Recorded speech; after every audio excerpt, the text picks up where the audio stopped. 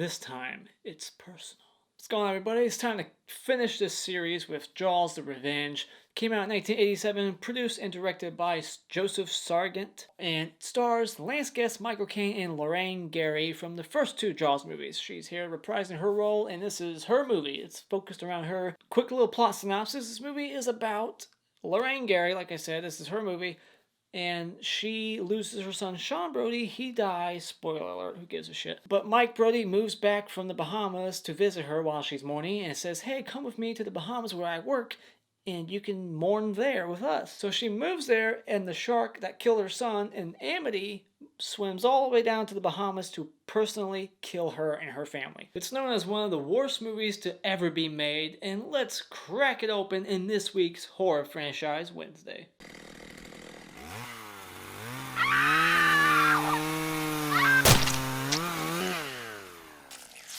Jaws the Revenge.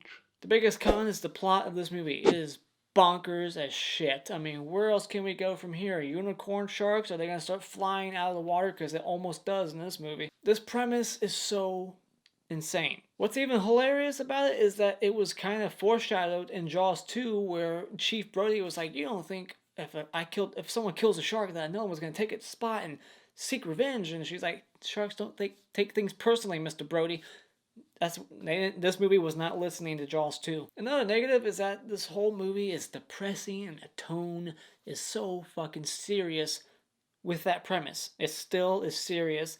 There's so much drama interwoven throughout this shitty ass script that makes no sense why this is happening.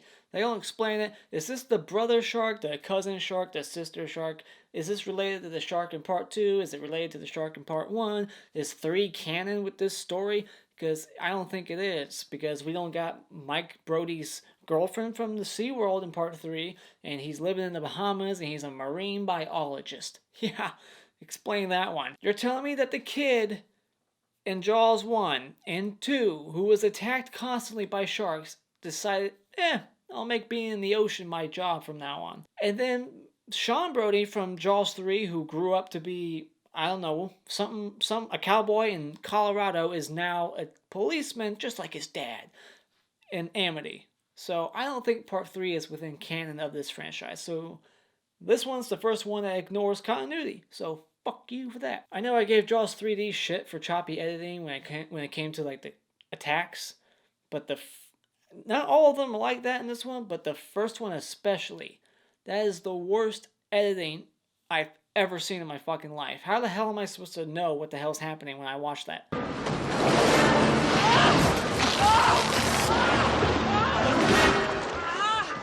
Another thing that's stupid about this movie is that it's Christmas. Why the fuck is it Christmas in this movie? And they released this movie on New Year's Day. According to the internet, this movie was released in 1987 on New Year's Day. Who the fuck wants to go see a terrible movie like this on New Year's Day? That's just dumb.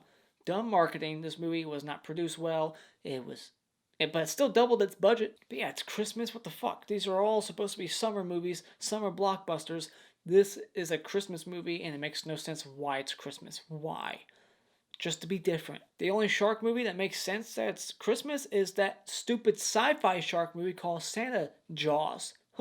Funny, play on words. As if this movie couldn't get more stupid, we got this whole Halloween 5 thing where Lorraine Gary, her character Ellen, is connected to the shark telepathically, like she's connected to it. She knows it's around the corner. She knows when it's about to attack. How? It never gets explained. So there's like these plot devices, all these things in this movie that are written in there, and they're never explained, and they don't do shit for the story. It doesn't help her, because then later on, my leg itches. Later on, when she just randomly is out there looking for the shark, she doesn't know where to look.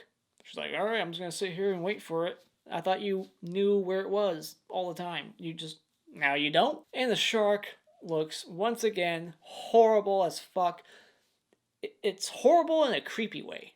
You know, like it's clearly fake. Its mouth, just like in Jaws 3, it's constantly open and all its teeth are showing. It's creepy as a kid, but man, it is clearly like this big old rubber shark in the ocean. And There's even moments where you can see the wires underneath it, controlling it. Of course, the acting's bad from a lot of people. Michael Caine, he's okay. Lance Guest is okay. But everybody else is either just not important to the script at all, or just is terrible, or annoying, and just bad dialogue. And then, as if this movie isn't already depressing tone-wise, with all the dialogue that's really just there to eat up time. Because trust me, the dialogue is fucking horrendous in this movie. But what makes this movie even more depressing is this little girl in this movie who was like 8, 10, somewhere in between there, who was probably going to have a great career ahead of her, but her father, the year this movie came out, or within a year of this movie's release date, her father shot her and her mom in their sleep in their head and then set the house on fire. So now when I watch this movie and I see that little girl, that's all I think about the whole time. Now the little things that I can say that are good about this movie is Michael Caine's in it and Lance Guest. They're okay. That's it. And I will say that the shark is really the only thing that saves this movie from being just so boring, is whenever there's the sharks attacking, unlike Jaws 3, the shark attacks in this movie after the first one are shot okay, or it's just mildly entertaining in a bad way. Like, so bad that it's good type of bad, where you can laugh at it.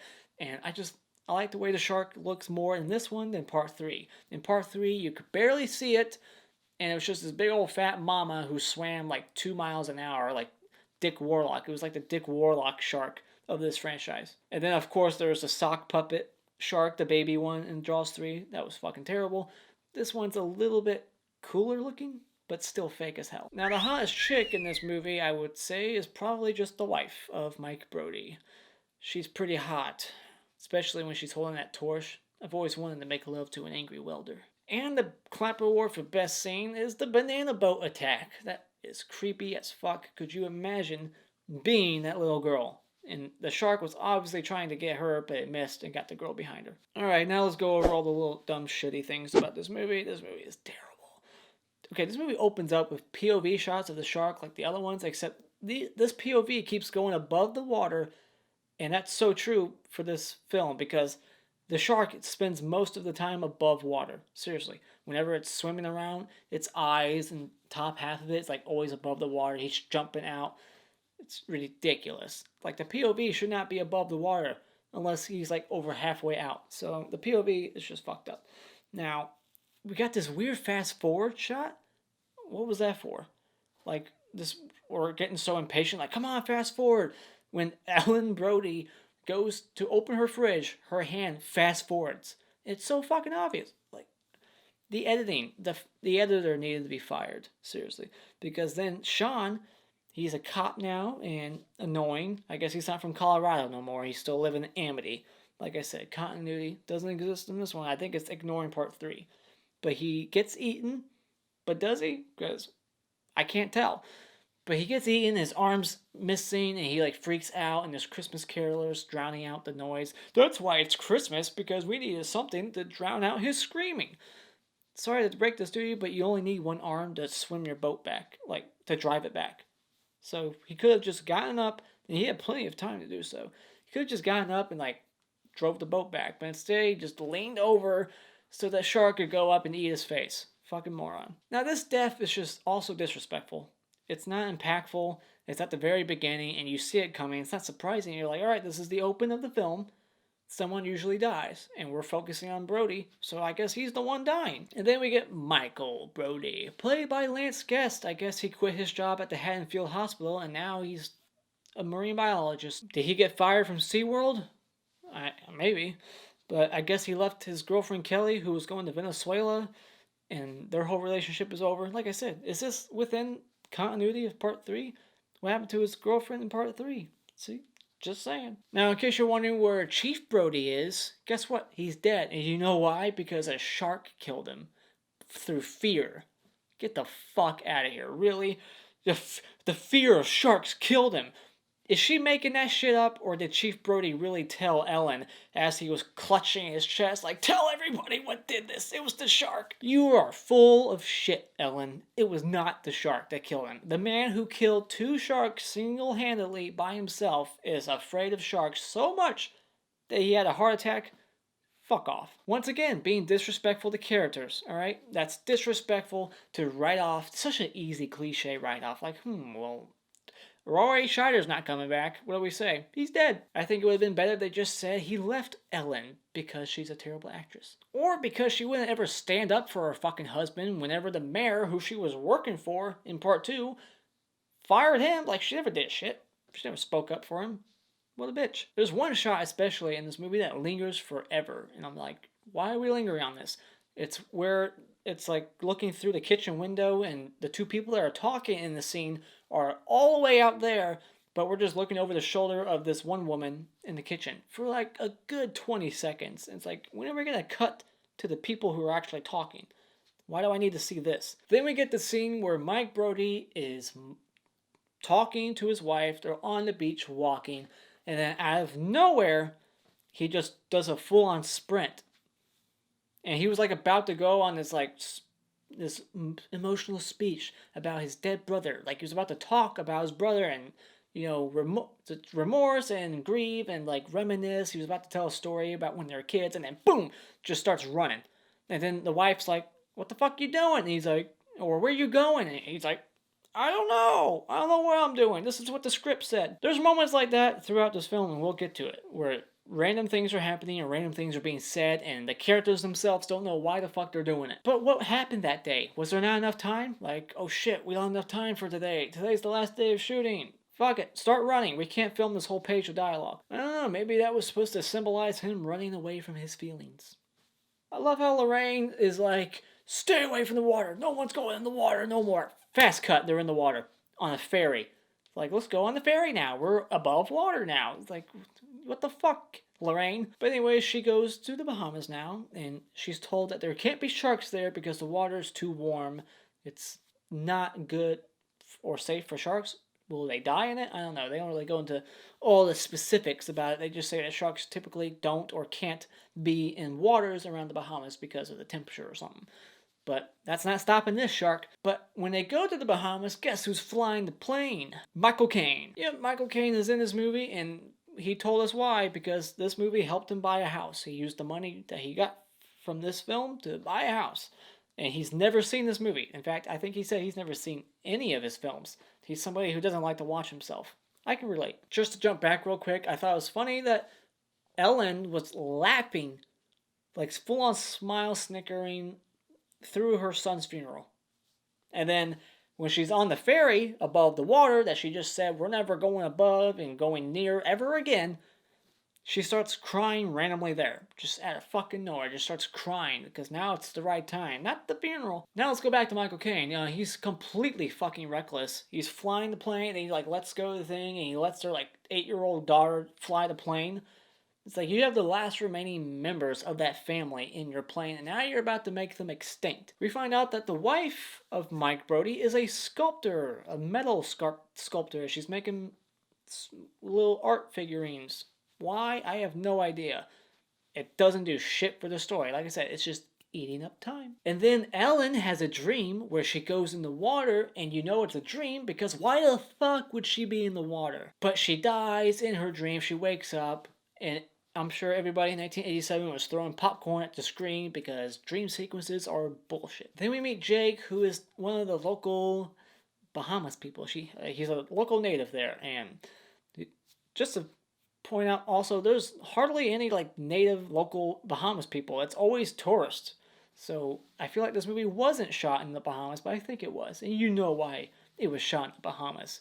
Because everyone who was on the crew of this film wanted a vacation. But anyways, we meet Jake, and right off the bat, he's fucking annoying. He's more tolerable towards the end when he's talking less. But when we meet him, he's yelling at Mike, just berating him and just telling him what a piece of shit he is. He's sick of him. He's working overtime because of him, and he's just going off and off and off and off. And then all of a sudden, they just hug it out, and they're like best buds. Even though he seemed pretty genuinely pissed off at him, they just randomly like start hugging, and they're best buds, and their chemistry together is wacky and dumb. But I guess they're really just best buds, because even later on, Mike Brody, she's like, I'm going to the boat. Come with me. You gotta come. And he's like, all right, I'll come with you. That's it? That's all you need?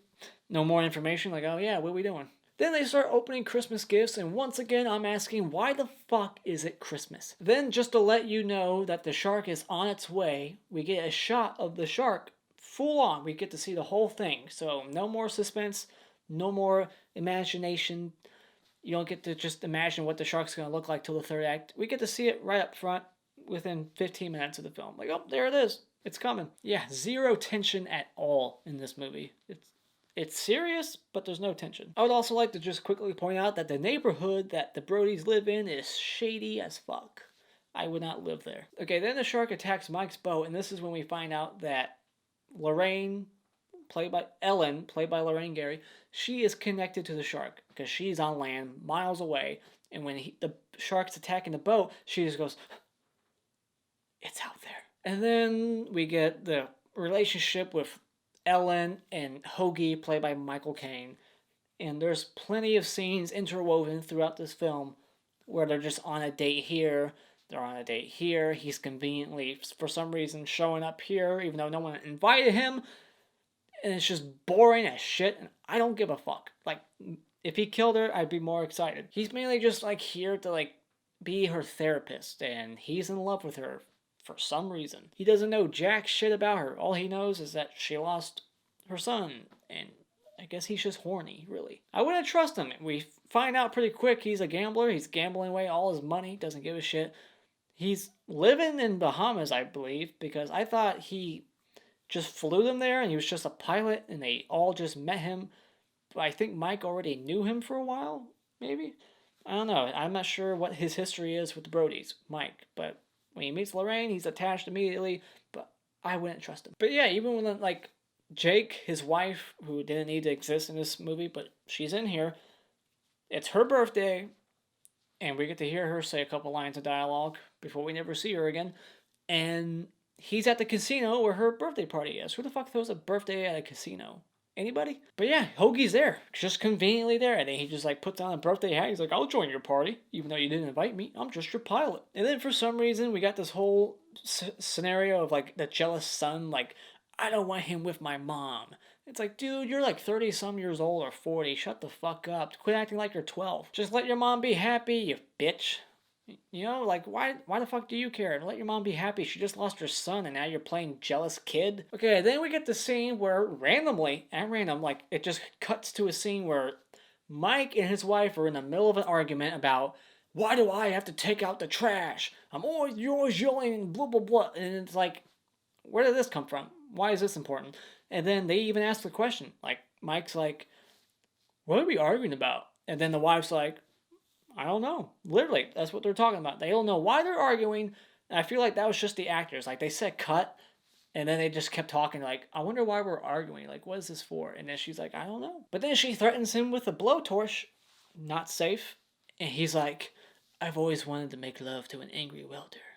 I've dreamt of nothing else since I was a little boy. And then they just shut the door of the shed or whatever the hell they're in, this little garage, and they start fucking. It's implicated. It's not shown, but it's implied that they fucked. After arguing about who I have to take out the trash. Let's fuck now. And then Michael's dreaming about what happened earlier that day on the boat.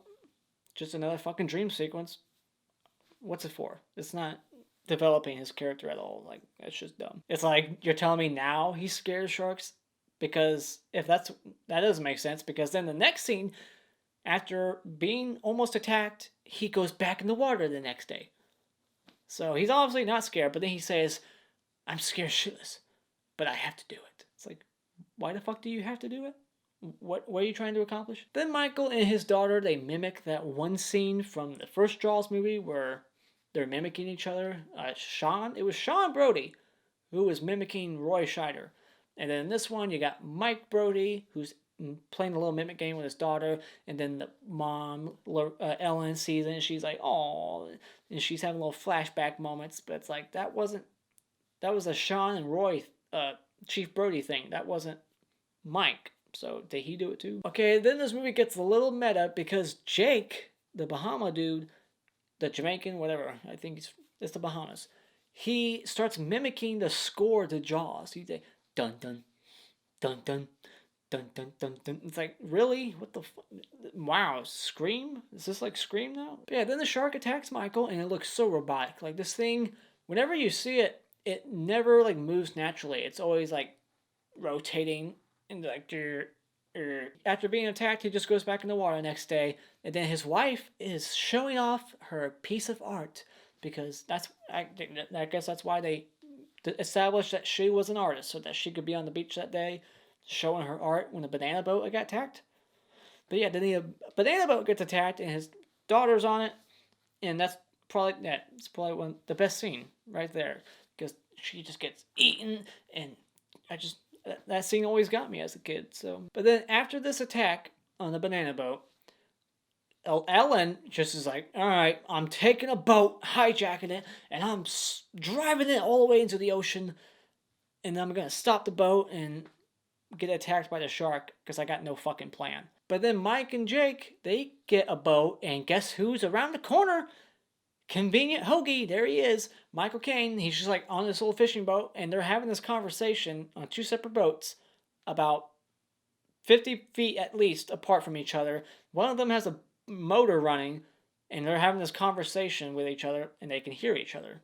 Bullshit. But Michael Caine flies them. They're over the ocean, and they're looking for the dumbass mother, trying to figure out what the fuck is she trying to do. And they find her. They land the plane, biplane, or the plane that's like a boat plane. It can land on water. And Michael Caine, he lands it crazily, like because he's reckless Hoagie. And Michael Caine gets attacked by the shark, and he says my favorite line in this movie, which is, "Oh shit!" And when he sees the shark, it's hilarious. Plane, oh shit! But then Mike gets on the boat, and he asks his mom, she's like, "What the fuck are you doing? Why'd you do this?" And she's like, I had to do it. I don't know. It's like, you had to do what exactly? What was the plan? You have nothing to fight that shark with. And then Hoagie comes out of the water onto the boat because he survived somehow. And he's completely dry as a bone. His hair's a little wet, but I guess no one on the crew was like, hey, should he be wet? Let's throw some water on him to make it look like he just came out of the ocean. And then they quickly make this in-movie device that doesn't exist. They're going to make this little flashlight thing that they're going to throw in a shark's mouth, and they can hit a button and it shocks it. Or it makes some sort of high-pitched noise that pisses it off. And Jake, the Bahama dude, he puts it in the shark's mouth, gets eaten. We think he's dead, but he's not. Because for some reason, the shark just chose to chomp on him and not finish the job. But they got the device in the shark's mouth, and Mike Brody keeps hitting the button, and every time it shocks or pisses off the shark, it comes out of the water, the top half, and it starts roaring like a fucking lion. Which, as a kid, that's frightening. If you don't know better and you don't know sharks as a kid, that might make you think for the rest of your life until someone points it out to you that sharks don't roar. They don't have vocal cords. They can't yell. They can't do shit. But this shark is growling and roaring. That's pretty fucking terrifying, but as an adult, yeah, that is just fucking stupid. But then they ram the front wooden beam that's been ripped in half by the shark, so it's got like a pointy end, and they ram it right into the throat of the shark because, like I said, the shark's out of the water a lot in this movie, and they jam it right in the throat. And the theatrical ending of this movie, the shark explodes for no fucking reason. It gets stabbed in the throat and therefore blows up. And then if this movie couldn't be more offensive, it steals the end shot of the Bruce shark from Jaws 1 and puts it in this film. So we see the original shark floating dead as if that was this shark. Bullshit. It's like you had enough time and money to shoot two endings, but not enough time and money to shoot the shark falling in the water on your own and shoot your own version of that. You had to steal from the first movie. Fuck you. But the alternate ending, the one that makes more fucking sense, they stab the shark like in the theatrical, except it doesn't explode, and it's just like moving its head left and right, and blood's gushing out of the neck hole. I guess it's just too bloody.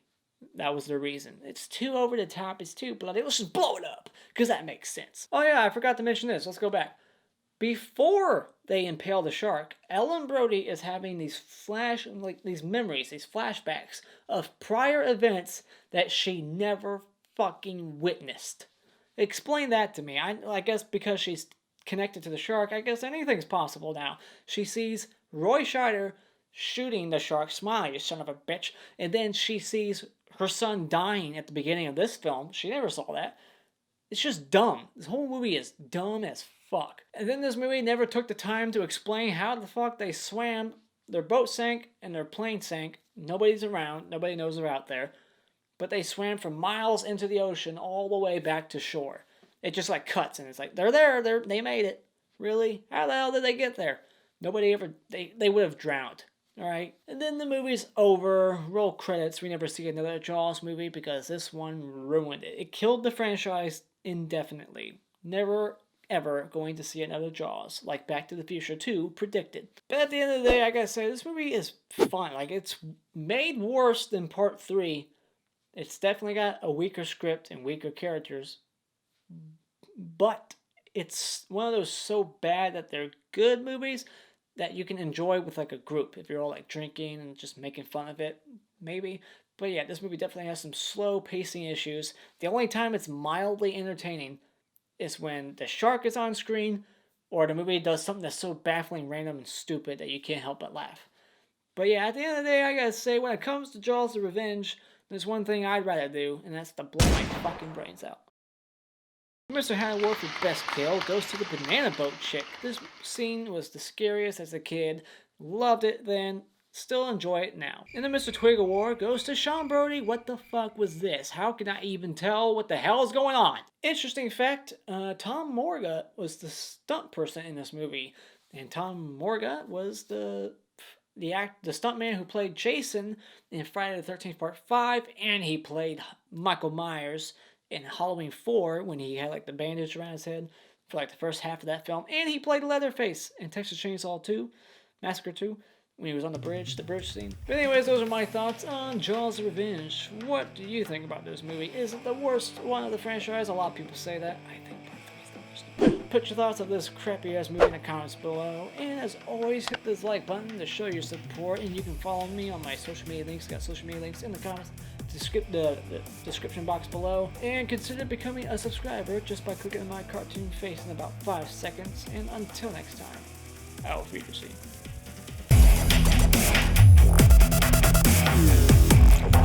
Yeah.